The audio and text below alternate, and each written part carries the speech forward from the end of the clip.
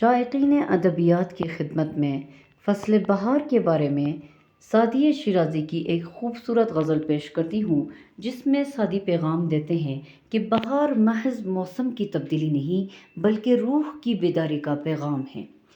Saadi انسان کو عادات کی نیند سے بیدار کر کے حقیقت کے مشاہدے کی طرف بلاتے ہیں۔ بامدادان که تفاوت نکند لیل و نهار، خوش بود دامن صحرا و تماشای بهار۔ صبح بہار کے اس وقت جب دن اور رات برابر ہو جاتے ہیں، صحرا کی وسعتوں میں نکل جانا اور بہار کا نظارہ کرنا کتنا دلکش ہے۔ اور دوسرا مصرع، صوفی از صومعه گو خیمه بزن بر گلزار که نه وقت است که در خانه نشینی بیکار۔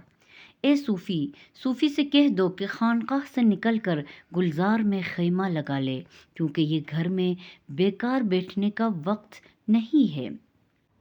این همه نقش عجب بر در و دیوار وجود، هر که فکرت نکند نقش بود بر دیوار۔